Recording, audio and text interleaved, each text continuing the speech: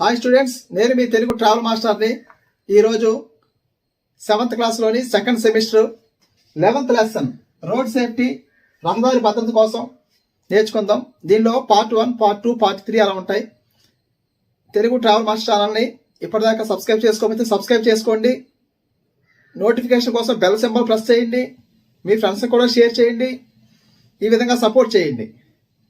Okay, next let us class start. రహదారి భద్రత అంటే మనందరికీ కూడా చాలా ఇంపార్టెంట్ టాపిక్. ఇది ఎంత ఇంపార్టెంట్ అంటే తెల్లవారు లెగిస్తే మనం రోడ్డు మీదకి ప్రయాణం చేస్తాం, ఒక దగ్గర ఉండం, మొత్తం తిరుగుతూ ఉంటాం, బయటకు వెళ్తూ ఉంటాం, ప్రయాణాలు చేస్తూ ఉంటాం. కాబట్టి మొత్తం entire 7th class first semester second సెమిస్టర్లో గమనిస్తే చాలా ఇంపార్టెంట్ అయినవి, మనకు పనికొచ్చే లెసన్ ఏంటంటే నిత్య జీవితంలో మనకు పనికొచ్చేది ఈ లెసనే, రోడ్ సేఫ్టీ. ఈ రోడ్ సేఫ్టీ చాలా జాగ్రత్తగా ఉండాలి. మామూలుగా అయితే మనకు చాలా ఈజీగా తీసుకుంటాం, కానీ రోడ్ సేఫ్టీ కానీ పాటించకపోతే మన ప్రాణాలు పోయే పరిస్థితి అయితే వస్తుంది. ఈ యొక్క లెసన్లో మనం ముఖ్యంగా రోడ్ సేఫ్టీ కోసం నేర్చుకుంటాం. ట్రాఫిక్ పోలీసు వారి యొక్క డ్యూటీస్ ఏంటి, వాళ్ళు ఉపయోగించే సింబల్స్ ఏంటి, అవన్నీ కూడా నేర్చుకుంటాం. ట్రాఫిక్ సైన్స్ నేర్చుకుంటాం, రోడ్ మార్కింగ్ సైన్స్ నేర్చుకుంటాం. రోడ్ సేఫ్టీ మెజర్స్ కూడా ఏ విధంగా పాటిస్తారో ఇక్కడ తెలుసుకుంటూ ఉంటాం మనం. ఈ విధంగా వీటన్నిటిని కూడా మనం తెలుసుకోవడం జరుగుతుంది. ఇందులో ఫస్ట్ ఒక ఎగ్జాంపుల్ ఇవ్వడం జరిగింది. Satvik and his grandfather went to a nearby town to buy some flower pots for their garden. There the boy saw some white lines across the road and asked his grandfather about those lines. ఇందులో ఒక example ద్వారా సాత్విక్ మరియు వారి యొక్క grand father తాతగారు ఇద్దరు కలిసి దగ్గరలో ఉన్న టౌన్కి వెళ్ళి అక్కడ ఫ్లవర్ పాట్స్ కొనడానికి వెళ్ళినప్పుడు సాత్విక్ అక్కడ టౌన్లో కొన్ని రోడ్స్ దగ్గరకు వెళ్ళినప్పుడు రోడ్డు మీద కొన్ని విషయాలు గమనించాడు. ఆ విషయాల్ని తాతయ్య గారితో చర్చిస్తారు. ఆ విషయం ఏంటో ఇప్పుడు ఇక్కడ చూద్దాం. ఇది యాక్చువల్ కాన్వర్జేషన్. ఈ conversation took place between Satvik and his grandfather as given below. ఇక్కడ మనకైతే ఈ విధంగా ఇవ్వడం జరిగింది. వీటి ద్వారా మనం తెలుసుకోవడం జరుగుతుంది. ఫస్ట్ గ్రాండ్ ఫా సాత్విక్ అడుగుతున్నాడు, గ్రాండ్ ఫా వాట్ ఈస్ దిస్ అని చెప్పి రోడ్డు మీద అడ్డంగా ఉన్న గీతల్ని చూపిస్తూ అడిగాడు. అప్పుడు Satvik, this is zebra crossing. మనందరం కూడా చాలాసార్లు టౌన్కి వెళ్ళినప్పుడు, సిటీలకు వెళ్ళినప్పుడు చూస్తూ ఉంటాం, రోడ్డు మీద నల్ల గీతలు, నల్లచార్లు ఉంటాయి. వాటిని ఏంటని చెప్పి సాత్విక్ అడిగాడు. మనందరికీ కూడా ఇక్కడ తెలిసిన విషయమే ఇది. వెంటనే ఆ అబ్బాయికి తెలియదు కాబట్టి అడిగాడు. కాబట్టి వెంటనే గ్రాండ్ ఫాదర్ చెప్తున్నారు, ఓహో what is meant by zebra crossing. Already zebra crossing అని చెప్పడం జరిగింది. జేబ్రా క్రాసింగ్ అంటే ఏంటని అని మళ్ళీ నెక్స్ట్ క్వశ్చన్ అడగడం జరిగింది. సాత్విక్ తాతగా చెప్తారు, Satvik the white lines drawn across the road are called zebra crossing. ఏవైతే వైట్ లైన్స్ మళ్ళీ గ్యాప్ ఇచ్చి బ్లాక్ లైన్స్ ఉంటాయో, జేబ్రాకి ఎలా అయితే లైన్స్ ఉంటాయో ఆ విధంగా రోడ్డు మీద వేస్తే దాన్ని జేబ్రా క్రాసింగ్ అంటారు. అప్పుడు మళ్ళీ సాత్విక్, ఓ వెరీ నైస్ గ్రాండ్ ఫా, హౌ ఈస్ ఇట్ యూస్ఫుల్. ఏ విధంగా ఉపయోగపడుతుంది మనందరికీ తెలిసిందే. జేబ్రా క్రాసింగ్ అంటే రోడ్డు దాటడానికి ఉపయోగపడుతుంది. వెంటనే గ్రాండ్ ఫాదర్ చెప్పారు, Satvik it is meant for pedestrians to cross the road. Pedestrians అంటే పాదాచారులు రోడ్డు దాటడానికి ఉపయోగిస్తారు అని చెప్పడం జరిగింది. అదేవిధంగా కొద్దిగా ముందుకు వెళ్ళడం జరిగింది. After they walked some distance the boy saw a pole with 3 lights in the middle of the road and asked his grandfather about those lights. మనం ట్రాఫిక్లో నుంచి వెళ్ళినప్పుడు అక్కడ మనకి కొన్ని లైట్స్ కనబడతాయి. ఆ లైట్స్ కూడా చూసి అడగడం జరిగింది, మనందరికి తెలిసిందే. అయితే ఇక్కడ నేర్చుకోవాలి. ఇక్కడ వెంటనే సాత్విక్ అడిగాడు, grandpa why are those lights put there. అక్కడ ఎందుకు ఉంచడం జరిగింది, ఆ లైట్స్ని ఏ విధంగా అక్కడ ఎందుకు పెట్టారు అని అడిగాడు. వెంటనే గ్రాండ్ ఫా చెప్పాడు, to regulate the road traffic Satvik అని చెప్పాడు. ఈ యొక్క ఏవైతే మనకి ఇక్కడ రోడ్డు మీద లైట్స్ పెట్టారంటే పోలీస్ వాళ్ళు మొత్తం ట్రాఫిక్ని కంట్రోల్ చేయడం కోసం అయితే పెడతారు, రెగ్యులేట్ చేయడం కోసం అయితే పెడతారని చెప్పడం జరిగింది. What is meant by traffic అని చెప్పి గ్రాండ్ ఫాని మళ్ళీ సాత్విక్ అడగడం జరిగింది. ఏంటి అసలు ట్రాఫిక్ అంటే ఏంటని అడిగాడు. Traffic on road consist of road users including pedestrians, vehicles, animals and others. ఈ విధంగా రోడ్డును ఉపయోగించే పాదాచారులు, వాహనదారులు, వాహనాలు మొదలైన వాటిని రోడ్డు మీద కనిపించే మొత్తం ఎవరున్నా సరే, అది యానిమల్స్ అయినా మనుషులైనా సరే, వాటిని మొత్తం అంతా కూడా కలిపి ట్రాఫిక్ అనడం జరుగుతుందని చెప్పి గ్రాండ్ ఫాదర్ చెప్పారు. తర్వాత ఆ 3 లైట్ల కోసం మళ్ళీ కాన్వర్జేషన్ ఉంది ఇక్కడ. సాత్విక్ అడిగాడు, what do the 3 lights indicate? ఏ సూచిస్తాయి 3 లైట్స్? 3 లైట్స్ అని చెప్పాడు. మూడు డిఫరెంట్ కలర్స్లో ఉన్నాయి, red, yellow, orange. The red light, అప్పుడు తాతయ్య గారు చెప్తారు గ్రాండ్ ఫా, the red light indicates to stop. Red light వేయగానే మనం డేంజర్ అని చెప్పి గమనించి వెంటనే ఆగవలసిన పరిస్థితి ఉందని చెప్పి చెప్పడం జరిగింది. The orange light indicates ready to go, వెంటనే సిద్ధంగా ఉండండి వెళ్ళడానికి అని చెప్పి గ్రాండ్ ఫాదర్ చెప్పారు. The green light indicates to go, వెంటనే గ్రీన్ లైట్ వేయగానే మనం వెంటనే వెళ్ళిపోవచ్చు అనమాట, ఆగక్కర్లేదు. ఇటువంటి లైట్స్ సేమ్ మనకి రైల్వే ట్రాక్స్ కూడా ఉంటాయి. గ్రీన్ లైట్ వేస్తే రైలు వస్తుందని చెప్పి దానికి అడ్డంకుల్లే వెళ్ళిపోతుంది అనమాట అని చెప్పి మనం గమనించాలి.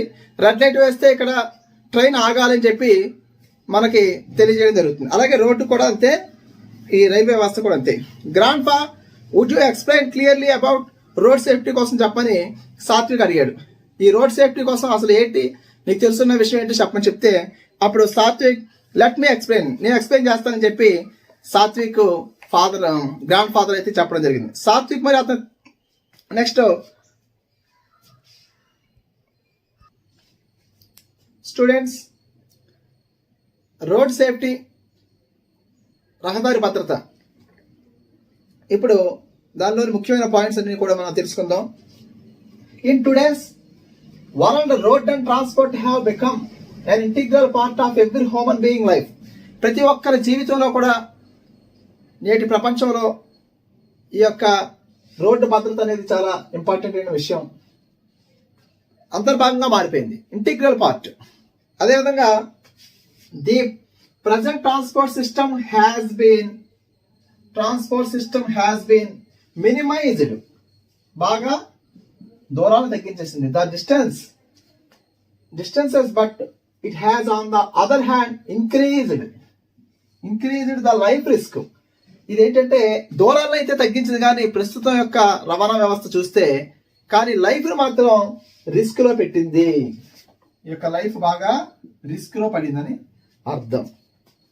అదేవిధంగా రోడ్డు మీద రహదారి ప్రమాదాలు జరుగుతున్నాయంటే మనకి ఏంటి అసలు విషయం అని చూస్తే, every year road crashes result in the loss of lakhs of lives and serious injuries to crores of people. చాలా మంది లక్షల్లోనూ కోట్లలోనూ మనకి గాయపడడం కానీ చనిపోవడం కానీ జరుగుతుందని ప్రతి సంవత్సరం కూడా, ఎవ్రీ ఇయర్.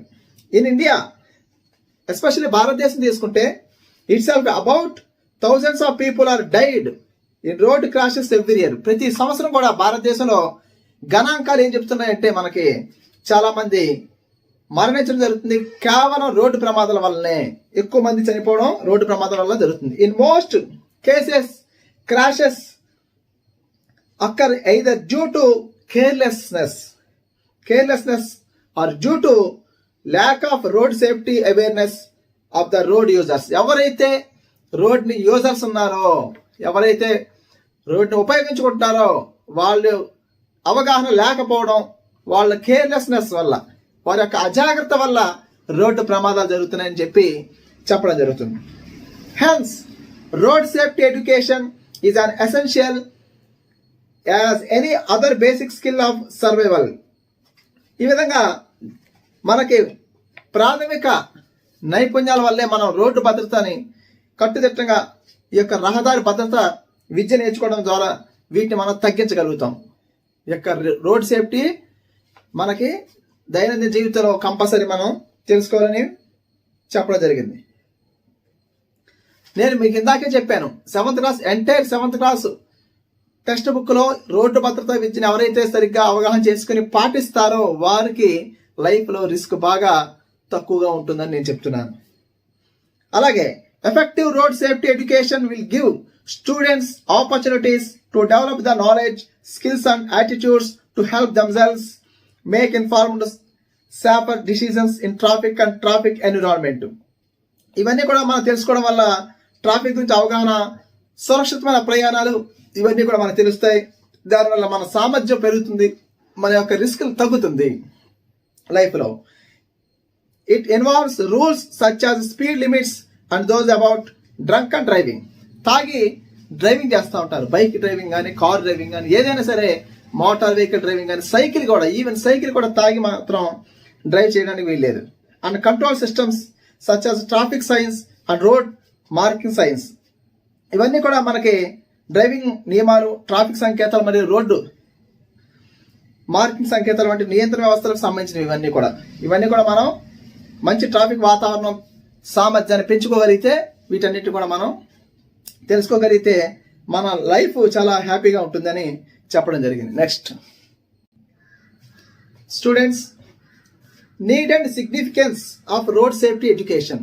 మన యొక్క ఈ యొక్క రవాణా, రోడ్డు రవాణా భద్రత, ఇది చాలా, ఈ యొక్క భద్రతా విద్య యొక్క ఆవశ్యకత ఎంతైనా ఉందని మనం తెలుసుకోవడం జరుగుతుంది. Due to lack of awareness and careless attitude. ఈ అజాగ్రత్త వల్ల ఈ ప్రమాదాలు ఏర్పడతా ఉంటాయి. మనిషి యొక్క అజాగ్రత్త వల్ల, కేవలం అజాగ్రత్త వల్ల 99% ప్రమాదాలు ఏర్పడడం జరుగుతున్నాయి. అలాగే so it is necessary to teach the road safety measures. It is necessary to teach the road safety measures clearly, not only to avoid crashes, but also safe and comfortable road use. ఈ విధంగా మనం ఈ యొక్క రహదారి భద్రత యొక్క ఆవశ్యకత, విద్య యొక్క ఇంపార్టెన్స్ గ్రహించి నడుచుకున్నట్లయితే జీవితంలో ఎటువంటి ప్రమాదం కూడా జరగదు. అది చాలా ప్రతి వ్యక్తికి కూడా ముఖ్యమైనదని చెప్పడం జరుగుతుంది. మరింత సురక్షితమైన, వేగవంతమైన, సురక్షితవంతమైన, కంఫర్టబుల్, సౌకర్యవంతమైన రహదారి వినియోగానికి అజాగ్రత్తకి కారకులు కాకుండా ఉండడం జరుగుతుంది. Road crashes reasons, consequences.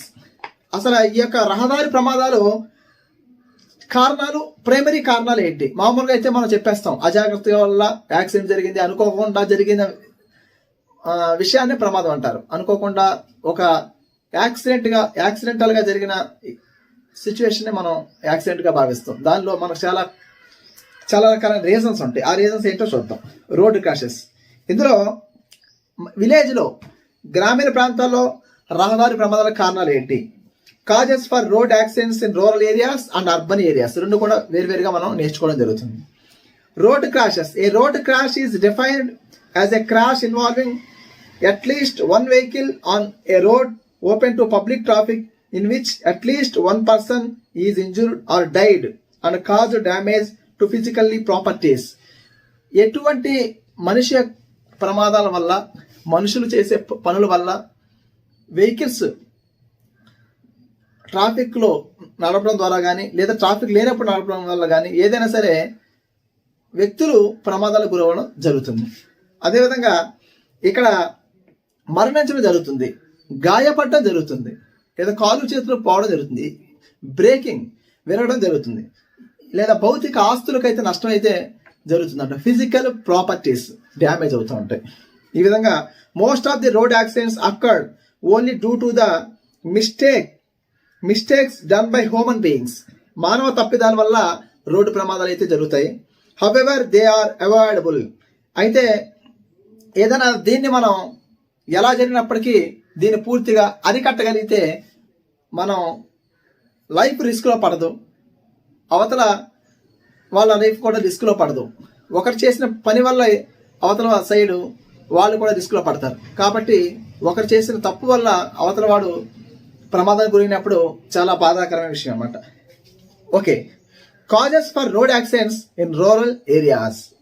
గ్రామీణ ప్రాంతాల్లో జరిగే రోడ్డు ప్రమాదాలకి కారణాలు చాలా ఉన్నాయి. వాటిని ఏంటో చూద్దాం.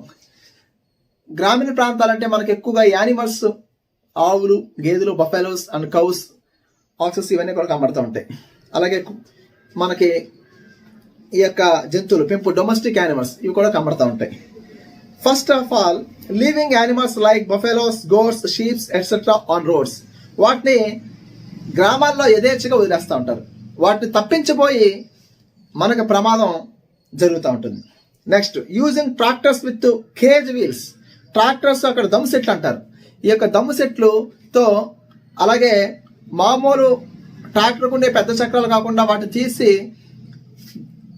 దొండం వరి చేనులోని పొలాల్లో కానీ వాటిని ఉపయోగించే వీల్స్ ఉంటాయి కదా, వాటిని కేజ్ వీల్స్ అంటారు. ఈ కేజ్ వీల్స్ని తో వెళ్ళడం వల్ల కూడా చాలా బురద అది మనకి పేరుకుపోయి మనకి ప్రమాదానికి గురి అయ్యే ప్రమాదం ఉంది. రోడ్డు కూడా పాడవుతుంది.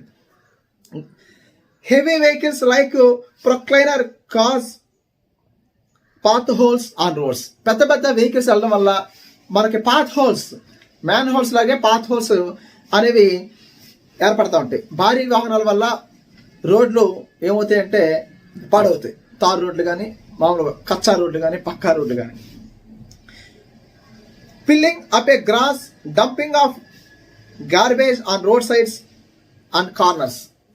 విలేజ్లో రోడ్స్ పక్కన అన్నీ కూడా క్లియర్గా ఉండకుండా దుమ్ము పట్టి మట్టితోనూ, రాళ్లతోనూ, గడ్డితోనూ ఈ విధంగా రకరకాల ప్రొడక్ట్స్తో ఫుల్ఫిల్ అయిపోయి ఉంటారు.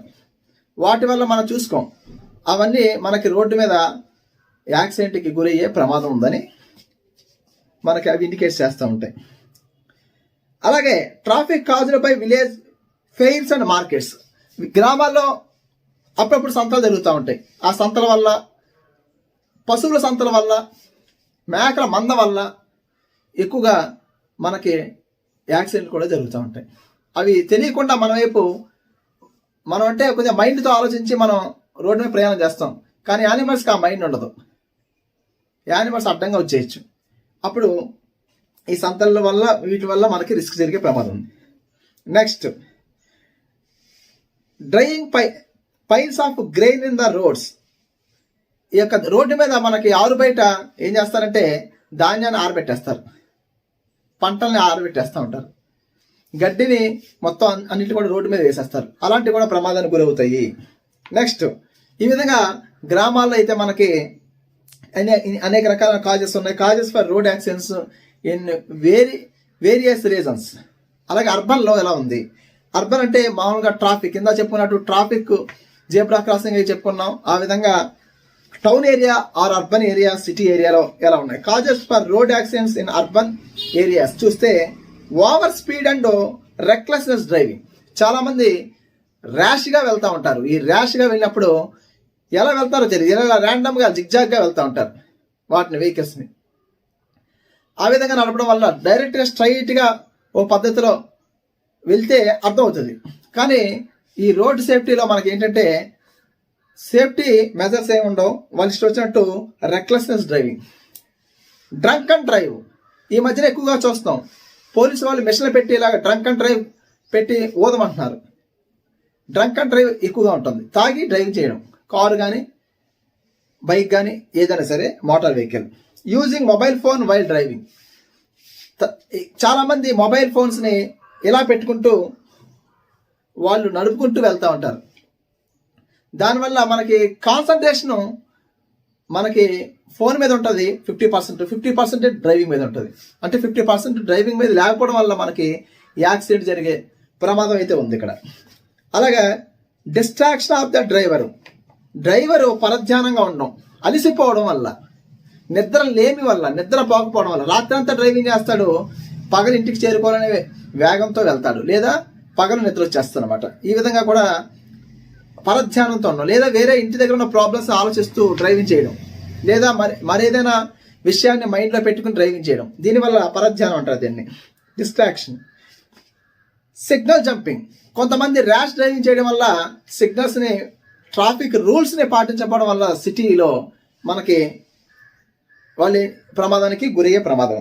Avoiding safety measures like wearing seat belts and helmets.